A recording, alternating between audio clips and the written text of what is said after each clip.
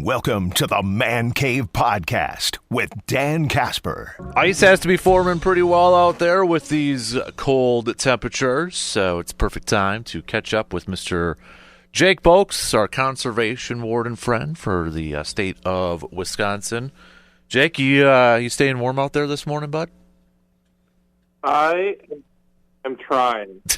So I got called out for a complaint last night at like 1 a.m. And I was all bundled up, and I was still freezing through all my fancy gear. So it's definitely cold. There's no doubt about it. If you're out hunting or fishing today, I give you some credit. So you get calls at like 1 o'clock in the morning for complaints and that you're like on call on that? Like what goes on at 1 o'clock in the morning? Yeah. So basically the warden job is kind of a 24/7 job because when we are off, quote unquote, there's nobody kind of refilling our position, like if the sheriff's office or the PD, where they have a new officer come in and replace them on the road or wherever. So we're kind of on standby all the time. When I got hired, they said the warden career is more of a lifestyle, and it is. But there's still people out there shooting deer when they shouldn't be shooting them and stuff like that. So I was following up with that, and it was cold, to say the least. Can't imagine, man. Hey, we got a couple of questions if you're ready to jump into it here, big guy. So sure. First off, we'll start off. This was a little bit earlier, but somebody was asking, in general, are the ice fishing rules the same as summer rules? And I know, counties and other bodies of water have different rules in that, but I think what they're asking is just in general, do people follow the fishing rules in the regulation book as they did in summer? Yeah, the short answer, in general, yes, they're pretty similar, but there's always exceptions. There's always different seasons, different start dates, end dates for different species, and whatnot. But things that are similar is that you have to have a fishing license.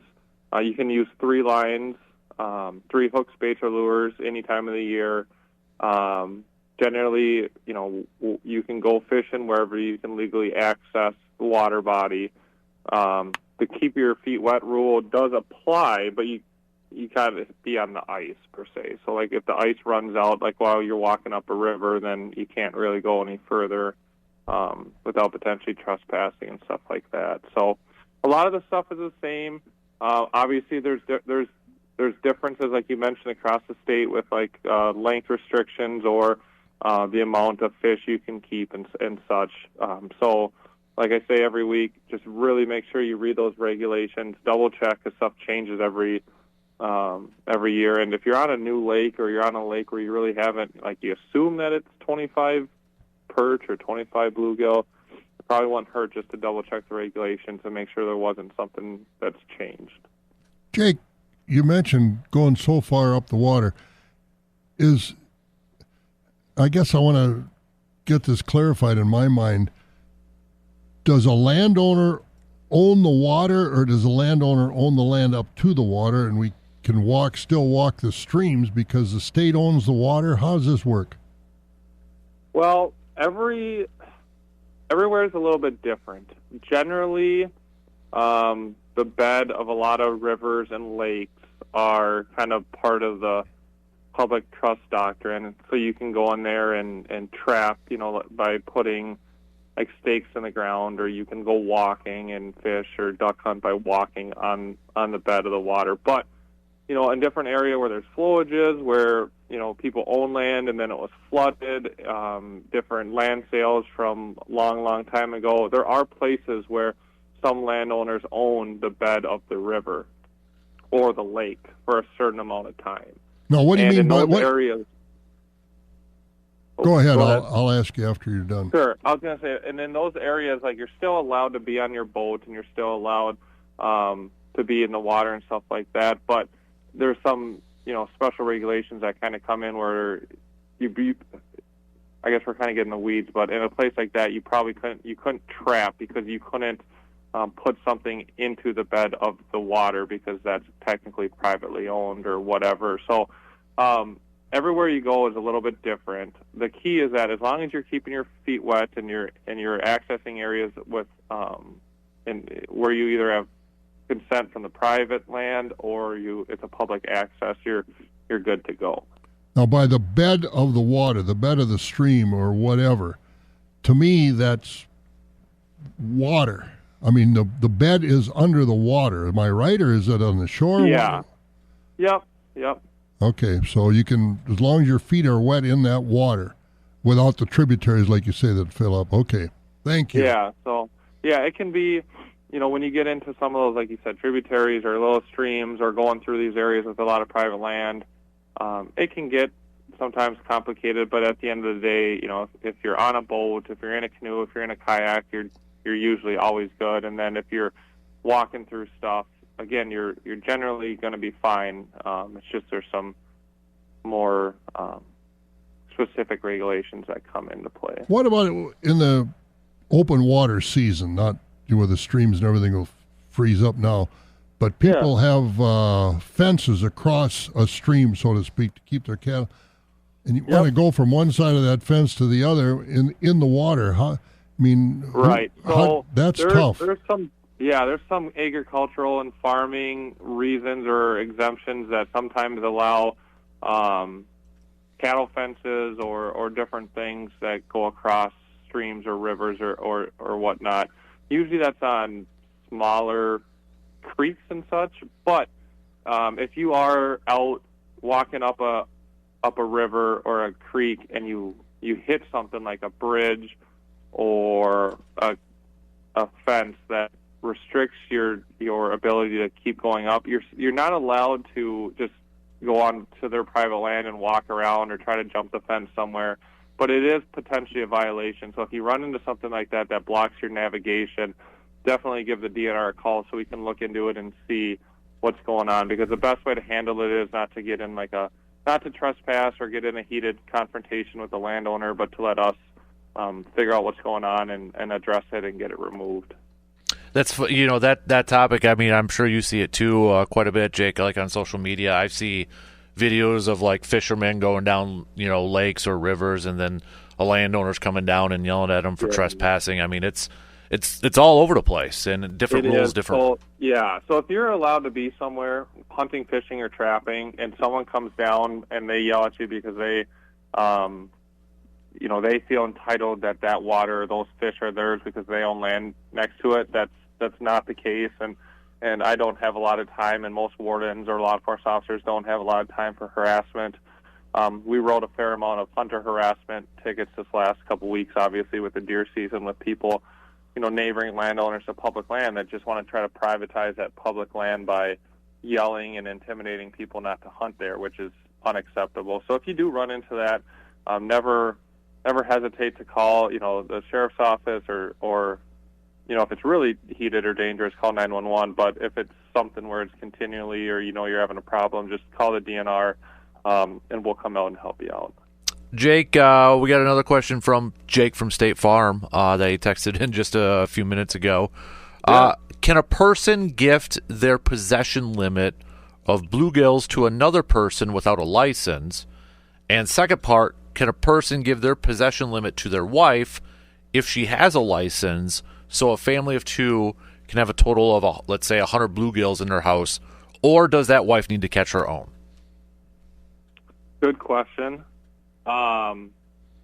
So when it comes to fish and game, the initial harvest of whatever it is, has to be done by that person and legally. So in this case, bluegill. So if you're fishing in an area that allows, this question is assuming that it's a 25 fish bag limit. Around here it would be like 10 bluegills or this or that, depending on the lake. But assuming it's a 25 fish daily bag, the fisherman can catch it, bring them home, put them in his freezer, and then once they are filleted, well, they don't have to be filleted, but once they're in their possession, away from the lake, then those fish, as long as they're legally caught and they're within the limits, then they can legally gift it to a wife or a family member or even a friend, and that person doesn't have to have a license. So you can gift your daily bag, or if you have 50 fish,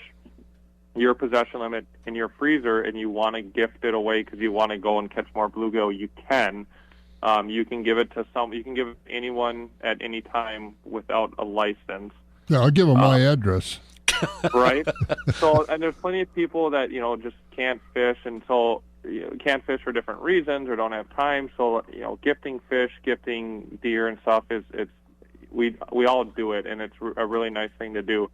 The big thing that I like to remind people is that if we're going to harvest or take animals from the wild, we need to utilize them. A lot of times we see these giant overbag cases, or we go in people's freezers and they got hundreds and hundreds and thousands of fish because they catch them and catch them and catch them and catch them, and they don't gift them away and they don't eat them, and they just have 2, 3, 4-year-old freeze-dried fish that goes that ends up getting thrown away or something. So if you're going to catch fish and you're not going to eat them, know where you're going to gift them to or donate them to before you are catching and keeping them all. But yeah, you can legally gift any fish to anyone without a fishing license. You just need to make sure that you don't give them over their possession either. So, you don't want to give your wife, 200 bluegill and then she's in violation. So just to kind of follow up, Jake, so put me, for example, if I go out, I catch 25 fish, I go to Bob's house and drop it off, that's my daily limit. Since I dropped it off and gifted it, can I go back out immediately and catch more, or do I got to wait for the next day? Yeah, wait for the next day. Okay. So once you drop them off in Bob and go home, you're done fishing for that species for that day. That's your daily bag. No matter what you do with those fish, you're entitled to 25 a day. And whatever you do with them, it's fine, but you're done fishing for that species that day. Basically what it does is that when you go home, then you still have 0 in your possession, so you can keep going out and fishing. Mm-hmm. Don't worry, Bob. You don't have to worry about that because I can't catch fish, so it doesn't matter. So. My little neighbor guy does that. He tells his dad when they're fishing, his dad says, "We got to go," and he'll look at his dad and say, "We got enough for Bob yet?" And they'll bring me over 10 or 12 fillets, and oh golly, it's good. Oh, that's awesome. Good for them. You're a lucky man. I'll tell you what, if you've never sat there by yourself and had to cut up 25 or sit with someone else and cut up 50, 60, how many ever fish, it gets to be a tedious process. So I know a lot of guys and gals, they'll go and get their nice 10 panfish, and that's what they're going to be eating or keeping because that's a solid meal or two for people. Oh, it's real solid. Nothing better. Mm-hmm. Just another follow-up to that question, Jake, if you don't mind. Yeah. How old does your kids need to be to increase your household possession limits? Good question. So you can gift. So I have 2 kids at my house. I can gift my kids the fish I bring home. So hypothetically, let's just say it'll stick with 25. So if the panfish bag limit was 25, I could gift 25, or I could gift 50 technically to each one of my kids and my wife, and and me, and have 200 fish in my house, but only me have the fishing license. So it's a lot of fish, and I don't mean to downplay it or sound like be too Mr. Negative on it, but when you start packing fish away, I just see more than, unless you're having fish fries or you eat it a lot, I see too much fish get wasted, and I don't want to see that. But yeah, you don't have to have a certain age or anything like that. You can gift it to them at any age. Interesting. I did not know that part either. So. No, I've been interested listening to this. Yeah. Yeah, and then kind of on that too, just on the kid thing. So kids need fishing licenses at 16, and something I've noticed in the last couple of years is, say you turn 16 in the beginning of June, a lot of people parents have been just basically waiting till the next year when the kid turns 17 to buy a license because they were 16 or they were 15 when the fishing season started and stuff like that. But for a fishing license in Wisconsin, it's anyone after the age of 16. So on your 16th birthday, you have to go out and buy it, no matter what time of year it was. and it's only $7 when you're 16 and 17 years old. Bob, tell Jake about your hunting license that you just bought. So. Yeah, I went deer hunting, Jake, for the first time in many, many years. Nice. And I got Friday night. I went down to deer camp down west of Richland Center, and, there's, 15, 20 people there, some young gals and everything. I said to one of the young guys down, I said, hey, get me a deer hunting license. Okay, so they got on their phone and they did it. And you know how much I ended up paying for my deer hunting license, my gun license? Probably $7 or $11. $5. I got a welcome back. I hadn't hunted in the past 10 years, so I got a welcome back discount. Plus, I got an old timer's discount, and it ended up being $5. Yeah, Greatest fun I've had in a long time for $5. I know, it's pretty crazy. If you say you went and bought a small game license or a fish, well, you probably had a fishing license, but any license, if you've never bought it, is $5 for a resident, or if you haven't bought it within 10 years, it's like $5. They basically give you the new buyer's fee again. So yeah, it was great. Yeah, so I mean that's pretty cheap for anyone listening that doesn't hunt. I mean, $5 for a bunch of deer meat is pretty cheap these days. Absolutely. Just the fun, even without the deer meat. Oh my gosh, yeah, I know. Yep. Well, that's good. That's good that you got one and went out. Yep. You bet. He's going to go again next year too, he said. So there we go. We can go out today. Well, maybe not. That's right. Is there an antlerless is going on? Antlerless season, yeah, antlerless season. With the rifles? Yep. So today, I guess this is a good thing to hit. So the antlerless season starts today. It's a statewide season, which means that even if you're bow hunting, it's still the antlerless season, which means you cannot shoot a buck today. So for the next 4 days, Thursday, Friday, Saturday, Sunday, there shouldn't be any bucks shot in the state of Wisconsin. Bow or rifle? You can use a rifle. You can basically use anything. Rifle, muzzleloader, both, archery equipment, whatever, that's legal to use. You can hunt this or use it. And it is a gun deer season still, so everyone on the landscape still has to be wearing blaze orange. But you can't get a buck with a bow. It's got to be a doe. Nope. Okay, or antlerless. Yep. It's got to be antlerless. No matter what you're harvesting deer with this weekend, it's got to be a doe. Good nugget right there too. Absolutely. Good reminder for everybody heading out for and sure. It's going to be warming up. So unfortunately, there's usually a couple people that harvest a buck and they don't know. There's some that obviously know and they try to get away with it and get caught, but there's some that do it incidentally or accidentally, and you always feel bad for those guys. But it's again another real important reason to make sure to double check those regulations.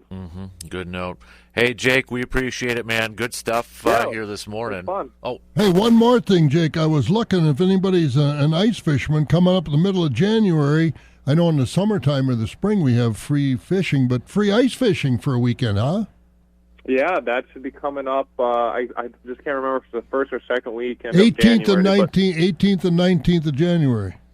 Nice. Yep. So it's usually So it'll be free fishing. So if you don't have if you're not into fishing generally, or it's hard to afford a license, it's a great weekend to go out. All those regulations still apply, like size limits and bag limits and such, but you don't have to have a license. Absolutely not. Go out there and find some guys that are out there already and have them dig holes for you. Exactly. Yeah, I see a lot of people running big tip-up lines and different stuff like that during that week, and it can be a fun weekend. Jake, stay warm, buddy. We appreciate the time this morning. You guys too. A lot of good stuff here. A lot of good questions. Thanks. We'll catch up with you again soon. Okay. Sounds good. Talk to you guys later.